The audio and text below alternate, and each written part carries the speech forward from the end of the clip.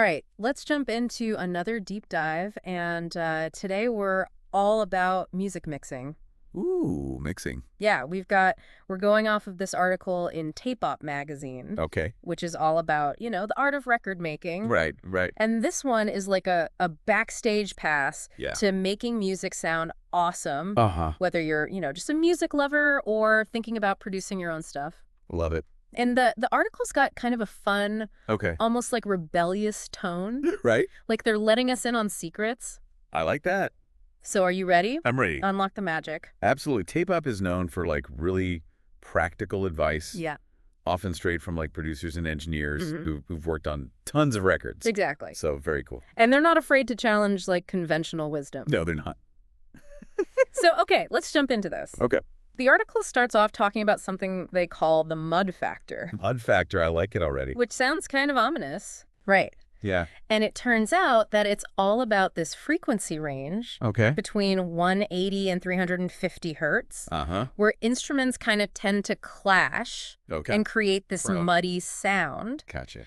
Have you ever wondered why, certain genres of music, like Mhm. certain types of rock or metal, Yeah. sometimes have that, bass-heavy sound where, Ah. the vocals and the instruments all feel kind of glued together? Yeah. That's often the mud factor That's the mud. at work. Interesting. What's fascinating is that Okay. that frequency range is Right. where a lot of instruments have their fundamental tones. Ah, interesting. So, think about, the low strings on an acoustic guitar, Mm-hmm. the rumble of a bass guitar, even the lower register of a male vocal, Yeah. even drums like snare drums Right. and tom-toms, Okay. they have their core tones in that zone. Interesting. It's like a sonic traffic jam Yeah, I get you. in that frequency range. I totally get that. So you're telling me that even if each instrument Yeah. sounds clear on its own, Right. they can still create this muddy mess when they're all playing together? Absolutely. I've definitely experienced that. Yep. Where you think you're getting a nice, clean mix, Yeah. and then boom, everything just... Turns to mush. Yeah, Exactly. And you can't always fix it by just turning down the bass. Right. It's right. it's a little more nuanced than that. Okay, It's really recognizing that those instruments are yeah. kind of fighting for space Okay, in the same sonic territory. gotcha. So how do we declutter Yeah. that sonic traffic jam? So What does the article suggest? this is where things get interesting. Okay. They advise against relying too heavily on that solo button. What? Yeah. Really? I know. It seems counterintuitive. Okay. Right. Yeah.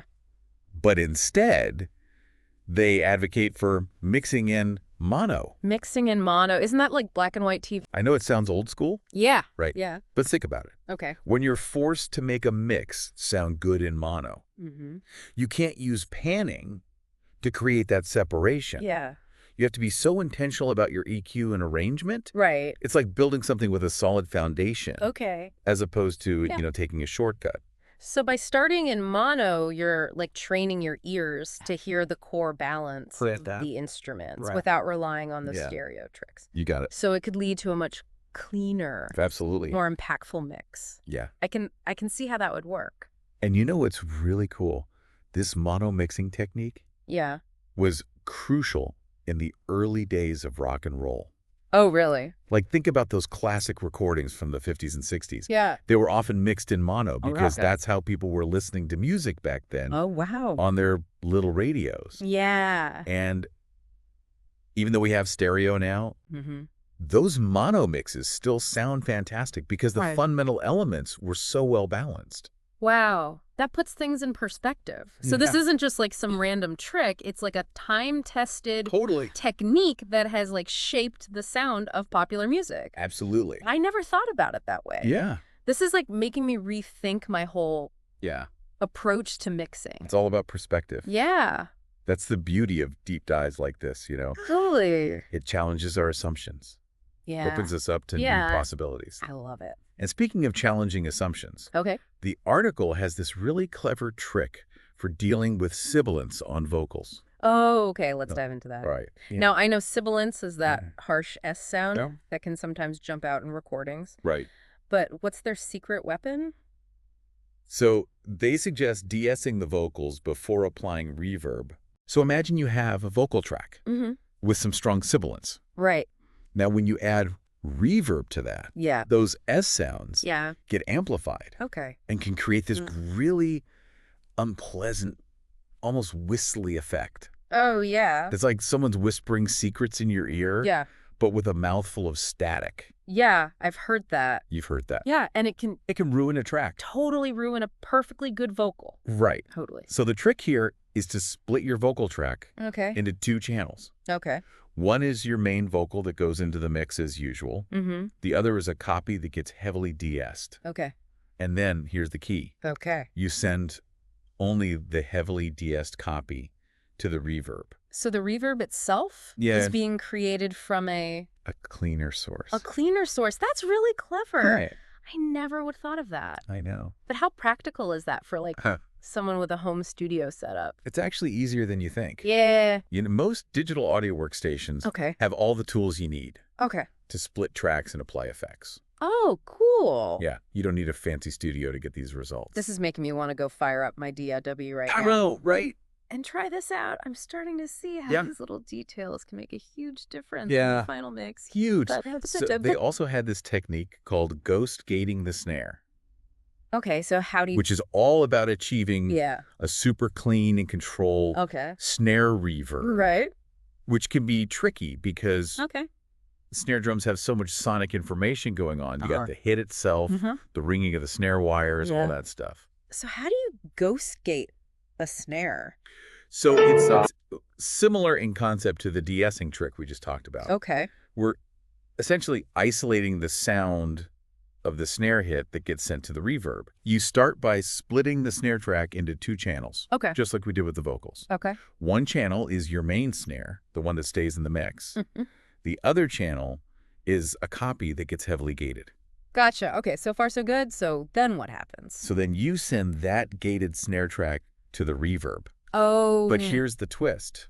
You keep it out of the main mix. Whoa. Yeah, So the reverb is only hearing exactly. the isolated sound of Gotcha. the snare That's it. hit with no bleed from like the other drums or anything. Yes, it prevents the reverb from becoming cluttered and undefined. Oh, wow. So it's like That- creating a separate space Yeah. for the snare reverb It'll to be like mobile. breathe Right. and bloom Yeah, that's without right. interfering with the rest of the mix. Yes, and it's particularly effective if you're using a long, spacious reverb, Okay. like a hall or a plate, Mm-hmm. which can easily get messy if you're not careful Right. about what you're sending to them. That makes a lot of sense. Right. Yeah, it's like, yeah. Cool trick. I'm curious, are there any songs you can think of where... It's hard to say for sure without being in the studio Yeah. during the mixing process. Right. But anytime you hear a song Yeah.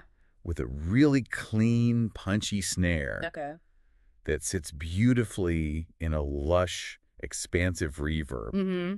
there's a good chance ghost gating Okay. might be at play. This is such a great example of how, like, Yeah. even the smallest tweaks Absolutely. can have a significant impact Yeah. on the overall sound. Totally. It's making me wonder, like, Yeah. what other subtle techniques are being used Right. in my favorite songs that Yeah. I've never even noticed before. It's the magic of music production. Wow. There's so many layers and nuances Right. that contribute to the final product. It's amazing. Yeah. Well, I'm definitely hooked. Cool. I can't wait to dive into Yeah. the next batch of tips. Yeah.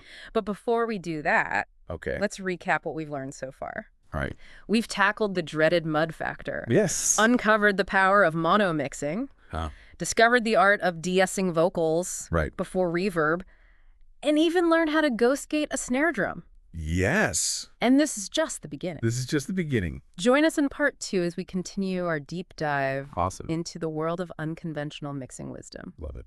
All right, see you there. See ya.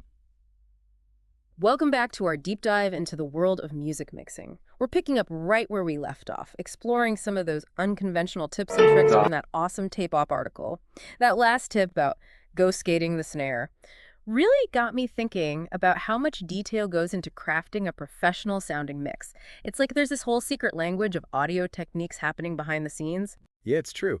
A lot of these techniques are invisible to the average listener, but they make a huge difference in the overall clarity and impact of the music. Think of it like a chef who uses specific cooking methods to bring out the flavors of different ingredients. You might not know exactly what they did, but you can definitely taste the difference. That's a great analogy. And speaking of bringing out flavors, The article dives into some really interesting strategies for recording and mixing snare drums. It even mentions a technique where you record the top and bottom heads of the snare separately. I have to admit that one threw me for a loop. What's the advantage of doing that? So it's all about having ultimate control over the snore sound. You know how the top head of the snare gives you that initial attack and crispness, Hmm. while the bottom head adds that rattle and sustain? Yeah, I can hear that in my head. The top head is like the snap, and the bottom head is the buzz. Right. Exactly. By recording them on separate tracks, you can basically treat them like two different instruments. You can EQ them independently, adjust their volume levels, and even apply different effects to each one. It's like having a separate set of mixing tools for each part of the snare sound. So it's not just about capturing the snare hit itself, but also about capturing all the nuanced textures that contribute to its overall character. Precisely. Think about it like this. You wouldn't paint a whole landscape with just one color, right? You'd use different shades and hues to create depth and detail. It's the same idea with recording snare drums. By capturing the top and bottom head separately, you're giving yourself a wider palette of sonic colors to work with. Starting to see how this could be really useful for controlling the amount of snare buzz in a mix. Sometimes that rattling sound can get a bit overwhelming, especially in genres like rock or metal where the drums need to cut through a dense mix. It's like you need the power of the snare, but not so much of that buzzy texture. You nailed it. The bottom snare head can be especially tricky when you start adding reverb, because those lower frequencies tend to get amplified and can muddy up the mix if you're not careful. But when you have it isolated on a separate track, you can tame it without sacrificing the impact of the main snare head. This is like having a secret weapon for sculpting the perfect snare sound. It's all about finding that sweet spot where the snare has presence and power without cluttering up the rest of the mix. And you know what's cool? This technique isn't limited to just snare drums. You can apply the same principle to other instruments as well. Hmm. For example, you could try recording the acoustic and electric signals of a bass guitar separately to have more control over the low end and the attack of the instrument. Oh, this is making me want to go back and listen to all my favorite songs with a whole new set of ears. I'm starting to realize how much thought and creativity goes into shaping the sounds we hear in music. And it's like there's a whole world of sonic possibilities hiding just beneath the surface. And the best part is that there's always more to learn and explore. There's no one right way to mix a song. It's all about finding what works best for the music you're creating. This Tape Up article is a great reminder that sometimes the most effective techniques are the ones that break the mold and challenge conventional wisdom. It's like they're giving us permission to experiment and find our own unique sonic signature. It's all about trusting our ears and not being afraid to try new things. Exactly. And that's where the real fun begins. Because when you start experimenting and pushing the boundaries of what's considered normal, that's when you can really discover your own voice as a mixer. So it's not just about following a set of rules. It's about understanding the principles behind those rules and then using that knowledge to create something unique and expressive. It's like learning the grammar of a language so you can write your own poetry. Beautifully put. And that's the beauty of music production.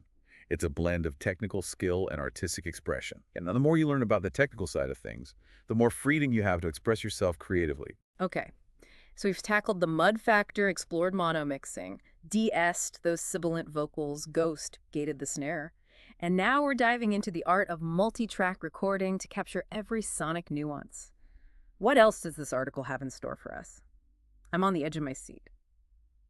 All right, welcome back to our final part of our music mixing deep dive. Can you believe how much ground we've covered already? Yeah. From taming that mud factor to embracing mono mixing, we've been on quite the sonic adventure. I know, it's amazing how many layers there are to something we take for granted, like a well-mixed song. Yeah. You know, this Tape-Op article has been really eye-opening for me. It's shown me the artistry and technical skill involved in making music sound good. And you know what I really appreciate about the article? It's not just a list of technical instructions. It's got this playful, almost like rebellious spirit that makes you want to experiment to break the rules. Yeah, absolutely. It's clear that the author is so passionate about helping musicians find their own unique sound. And that passion is contagious. They're not afraid to challenge those conventional ways of thinking and encourage you to trust your instincts. Speaking of trusting instincts, one thing that stood out to me was their advice to EQ in the context of the full mix rather than soloing instruments. So instead of focusing on making each instrument sound perfect on its own, you're thinking about how they fit into the bigger picture. It's like arranging a bouquet of flowers. Yeah. You wouldn't just pick the prettiest flowers individually, right? You'd consider their colors, their shapes, and how they complement each other to create a harmonious arrangement. That's such a great visual. It makes EQing seem much less intimidating. Yeah. It's not about like surgically removing frequencies. It's more about shaping the sound of each element so it contributes to the overall beauty of the mix. Exactly. And sometimes that means making choices that seem counterintuitive at first. Like, remember the idea of mixing in mono, how that forces you to make decisions about balance and clarity without relying on stereo effects. Yeah, absolutely. I was skeptical at first, but the more I think about it, it just makes sense. It's like building a house with a strong foundation. Yeah. Once you have that, you can add all the decorative elements and architectural flourishes. Exactly. And, it's those unexpected insights that make this deep dive so valuable. It's not just learning techniques. Yeah. It's about shifting your perspective and opening yourself up to possibilities. You know what else has been really eye-opening? The way they break down complex techniques into simple concepts, like ghost skating the snare.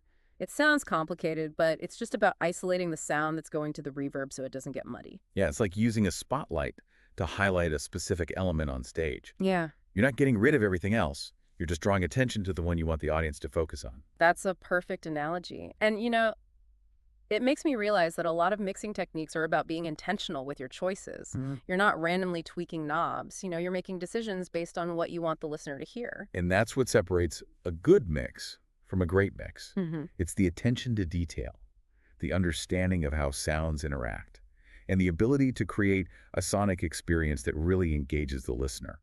This has definitely made me a more aware listener. I'm starting to notice details in my favorite songs that I never picked up on before.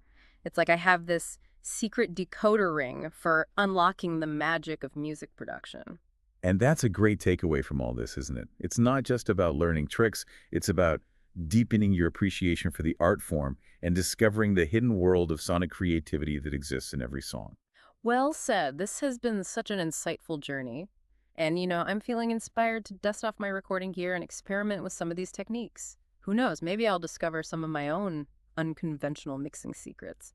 And to everyone listening out there, I encourage you to do the same. Keep exploring, keep experimenting, and most importantly, keep making music that you love.